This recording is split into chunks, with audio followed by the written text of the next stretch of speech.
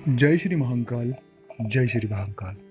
दोस्तों, आप सभी का आपके चैनल में एक बार फिर से बहुत स्वागत है। आज हम बात करने वाले हैं किस्मत, भाग्य और भगवान। बहुत यूनिक टॉपिक है और ये टॉपिक अभी तक आपने सुना भी नहीं होगी कि हमारी किस्मत कैसे काम करती है, हमारा भाग्य कैसे काम करता है और भगवान की कृपा या भगवान के प्रति हमारी आस्थावादिता ये किस तरह से हम सब चीज़ों को मैनेज करके हम ज़्यादा से ज़्यादा इसका लाभ ले सके। क्योंकि हर एक व्यक्ति को ये लगता है कि मैं बहुत भाग्यशाली हूँ और लगना भी चाहिए, क्योंकि आप इस संसार में जन्मे हैं।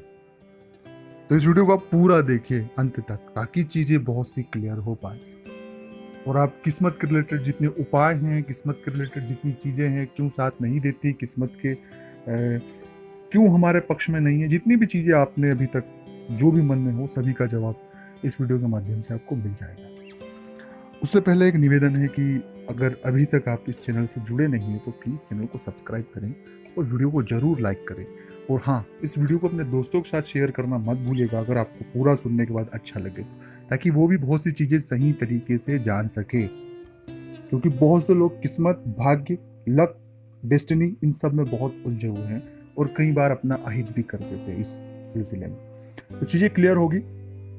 तो एक निवेदन है कि अपने दोस्तों के साथ शेयर जरूर करें, और एक और निवेदन है कि यदि आप मुझसे बात करना चाहते हैं, कोई भी परेशानी हो, सकारात्मक चर्चा हो, ये परामर्श प्राप्त करना चाहते हैं, तो नंबर चल रहा है स्क्रीन पर। आप व्हाट्सएप पर 24 घंटे कभी भी मैसेज वहाँ छोड़ दीजिएगा, वहाँ से आपको अपॉइंटमेंट मिल जाएगा और अपॉइंटमेंट मिलने के बाद आप मुझसे बात कर पाएंगे। तो प्लीज़ बात करें, बिल्कुल बिंदास करें, कोई दिक्कत की बात नहीं। अब हम बात करते हैं किस्मत और भाग्य की बात। किस्मत और मेहनत और भाग्य, किस्मत और मेहनत दोनों, किस्मत और भाग्य दोनों एक ही चीज है। और मेहनत, तो किस्मत और मेहनत दोनों एक सिक्के के दो पहलू है। बिना मेहनत के आपकी किस्मत नहीं खुलने वाली है और बिना किस्मत के आप मेहनत नहीं कर सकते हैं। दोनों एक दूसरे के पूरक है। अब लोगों की जो मान्यता है, बहुत से लोगों की ये मान्यता है, ज्यादातर लोगों की, और जरूर आप कमेंट्स में बताएं कि आपकी कौन सी मान्यता है। पहली मान्यता कि जो किस्मत में होगा वही मिलेगा। क्या आपकी ये मान्यता है? तो कमेंट्स में लिखिए कि हाँ, हमारी मान्यता है, पहली वाली। दूसरी मान्यता होती है कि मेहनत करो, मेहनत करो, किस्मत तो अपने आप चीजें साथ देगी। दूसरा ये ज्यादातर लोगों का सोच होता है। दो अगर आपकी ये सोच है तो ये भी आप कमेंट में लिखिए। अब हम बात ये करेंगे कि किस्मत और मेहनत दोनों एक सिक्के के पहलू है, दोनों एक दूसरे के पूरक है। बिना किस्मत के मेहनत नहीं और मेहनत के बिना किस्मत नहीं है। अब रही बात भाग्य उदय और भाग्य में जो चीजों का हो पाना से, जैसे राजयोग एक एग्जांपल है। बहुत से लोगों को राजयोग के बारे में चीजें सुनना चाहते हैं कि राजयोग क्या है। राजयोग का सीधा सा मतलब है थोड़ी मेहनत में, थोड़ी मेहनत में बहुत सी चीज पाना, जिसके लिए बहुत सारे लोग बहुत मेहनत करते हैं। तो ये भाग्य और राजयोग जो जो जिन चीजों को हम एनालिसिस करते हैं, राजयोग का मतलब ये नहीं कि आप राजा के जैसा काम काज या पाठ करेंगे। राजयोग का सीधा सा अर्थ है कि छोटी सी मेहनत में, थोड़ी सी मेहनत में आपको अच्छा फल मिलना, जो आपकी उम्मीदों से ज्यादा हो। सीधा सा बेसिक सा फंडा है।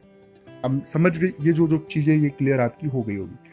अब हम मेन जो बात है कि किस्मत जो है वो कर्मों पर डिपेंड होती है, ये बात मानते हैं। हमारी मेथोलॉजी और हम जो चीजें हैं वो पूर्व जन्म के कर्मों को भी मान्यता देते हैं कि पूर्व जन्म के जो प्रारब्ध में किए गए कर्मों से ही हमारी आज की किस्मत डिसाइड होती है और उस चीजों का हमें फल मिलता है। लेकिन इन सभी चीजों में जो सबसे महत्वपूर्ण कॉमन चीज है कि चाहे आप मेहनत करें या न करें, या किस्मत के भरोसे रहें या ना रहें, उसमें ईश्वरी स्मरण और ईश्वरी जाप, ये दोनों महत्वपूर्ण है। आप फिर से समझ लीजिए इस बात को। मेहनत, किस्मत और ईश्वर का जप और ईश्वर का स्मरण, ये तीनों अलग त्रिकोण है। पूरे त्रिकोण में एक अलग अलग है।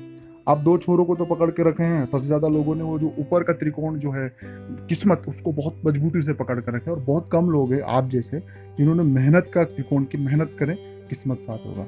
और बहुत से लोगों ने ईश्वर की कृपा और ईश्वर का स्मरण जप और उसको खुद को उसके हवाले कर देना। खुद के हवाले करने का ये मतलब नहीं कि आप एक जगह बैठकर ईश्वर का हमेशा स्मरण कर रहे हैं कि सब कुछ चीजें आ जाएगी। उसके हवाले करने के बाद कि हमें वो जो मौके मिल रहे हैं, आपको जो ऑटोमेटिकली जो चीजें आपके साथ घटित हो रही है, उनकी ओर आपका जाना। आप इसको एक बार फिर से समझ ले कि आपको उनकी ओर ईश्वर की इच्छा समझ करके जाना। कई बार आपको चीजें दिखती है, सकारात्मक होती भी है, लेकिन आपके अंदर जो किस्मत मेहनत का जो द्वंद्व होता है उस वजह से आप उसे छोड़ देते हैं, बल्कि वो ईश्वर की इच्छा थी कि आप इधर आपको जाना चाहिए, क्योंकि कर्म जो है वो आपके हाथों में है। एक बात फिर से समझ ले कि कर्म आपके हाथों में है, फल उस ईश्वर के हाथों में है। और किस्मत फल अर्थात सीधी सी बात है कि वो ईश्वर की ही किस्मत जो है, हम भगवान ने जो डिसाइड किया है, डिसाइड सीधा सा अर्थ है कि जो आपने कर्म किया है उस हिसाब से आपको फल मिलेगा, और उसे ही भाग्य या लोग कर उसे ही किस्मत कह देते हैं। इसमें उलझे नहीं, क्योंकि इसमें उलझेंगे तो और उलझते जाएंगे। सीधी सी बात है।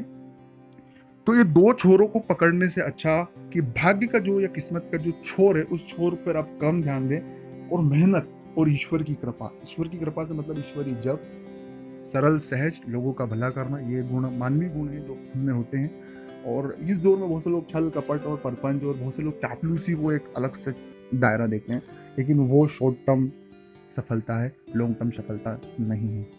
कि आप जिसकी चापलूसी कर रहे हैं, जिस व्यक्ति के पीछे दौड़ रहे हैं, अगर वो गिरेगा, क्योंकि वो उसकी जो बिसात जो जमी हुई है वो नेगेटिविटी और गलत चीज़ों पर बिछी हुई है, और वो गिरेगा तो आप बेसिकली गिर ही जाएंगे। तो कोशिश ये ना करें। एग्जाम्पल जो मैं बता रहा हूँ कि अच्छे लोग सच्चे लोग जो हैं उनकी मैं बात कर रहा हूँ। तो इस तरह से बहुत सी चीज़ें आप जो किस्मत और मेहनत के बीच जो उलझी हुई है, अब आपको ये बहुत सारी चीज़ें आपने समझ ली होगी, सिर्फ आपने सुनी होगी, आपको समझ नहीं आएगी। आप सरल से शब्दों में आपको यहाँ पे मैं एक बात कह देता हूँ कि पहली स्टेज में जितनी बातें समझे उसका यही आखिरी में निचोड़ है कि आपको ईश्वर के प्रति पूर्ण आस्था और श्रद्धावान रहकर अपनी मेहनत पर पूरा ध्यान देना चाहिए। रही बात फल की, भाग्य की, किस्मत की, इन चीज़ों पर हमें ध्यान या हमें इन्हें मैनेज करने का न तो कोई अधिकार है और न ही हमारे बस में है। हमारे पास दो चीज़ें हैं, कर्म और ईश्वर की भक्ति, ईश्वर का स्मरण जप। ये दो चीज़ें हैं हमारे हाथ में, और जो व्यक्ति इन दोनों चीज़ों को बखूबी तरीके से पूरी ईमानदारी से निभाता है, फिर वो किस्मत भाग्य इनकी चिंता है वो नहीं करता है, क्योंकि उसे चीज़ें स्वतः ही मिलती रहती है। और भाग्य, किस्मत, कर्म सभी नश्वर भी है। अंत में ये बात भी सुनिए, इसलिए मस्तिष्क पर असफलताओं का इतना भी चीज़ों को न लेके हम असफल हो गए तो हो गए, ठीक है, फिर से कोशिश करेंगे। और अधिकतर लोग किस्मत पर जो त्रिकोण है उस किस्मत पर बहुत ज़्यादा टिके रहते हैं। भगवान का स्मरण छोड़ दीजिए, मेहनत छोड़ दीजिए। मेहनत भी वो सिर्फ औपचारिकता पूर्ति मेहनत पर विश्वास रखने वाली बात होती है, और फिर वो चाहते हैं कि हमें सफलता उस लेवल की मिले जो संभावनाएं बहुत कम है। पूरी बात को आप गंभीरता से सुने समझे, उसके बाद ही आपके बहुत सारे सवालों के जवाब आपको मिल जाएंगे। अब हम बात करते हैं कि मान लीजिए आप बहुत मेहनत भी करते हैं, बहुत चीज़ें भी करते हैं, लेकिन फिर भी हमें फल नहीं मिल पा रहा, क्या कारण है? उसमें एक चीज़ ये होती है कि हम मेहनत जो करते हैं, क्या हम उस मेहनत में नियोजित ढंग से कर रहे हैं? क्या मेहनत हम सही दिशा में कर रहे हैं, सही तरीके से कर रहे हैं? क्या हमने हमारा पूरा 100% दिया है,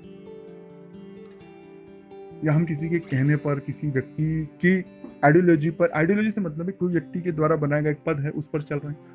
क्योंकि ये जो दौर है और ये युग है, ये नवाचार का युग है, कलयुग है दोस्तों। ये हर नई चीज जो है वो लोगों को अट्रैक्ट करती है। इसलिए अगर आप जो मेहनत कर रहे हो उसमें नवाचार कुछ भी नया होना जरूरी है।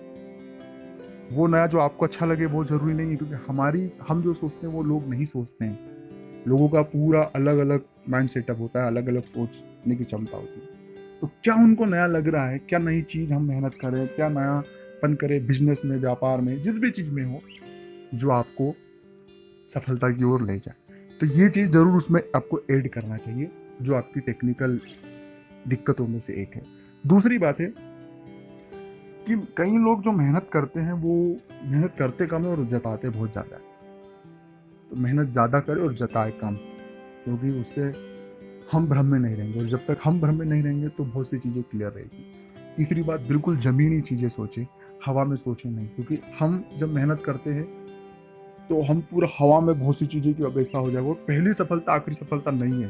पहली सफलता केवल आपको मोटिवेट करने के लिए, और आप इस काम को और अच्छे से पूरी ईमानदारी से करें, उसके लिए पहली सफलता होती, न कि वो पूर्ण सफलता है। पूर्ण सफलता के लिए बहुत प्रयास लगता है। ये चीज़ें आप समझ लीजिएगा। चौथी सबसे महत्वपूर्ण है कि चाहे कुछ भी हो, उस ईश्वर पर पूर्ण आस्था, श्रद्धा और पूरा विश्वास रखें, क्योंकि उस पर विश्वास रखने से, श्रद्धा आस्था रखने से आपके जीवन की जितनी तकलीफें, दिक्कत हैं, उनका हल आपको मिलेगा। और हल बहुत ज़्यादा जरूरी है, क्योंकि अगर समस्या खड़ी हुई है तो उसका हल भी है। और हल देने वाला वो ऊपर है, वो आपको ज्ञान देगा कि आप इस रास्ते, या वो रास्ता निर्माण कर देगा कि आप इस रास्ते जाकर इन चीज़ों से बाहर निकल सकते हैं।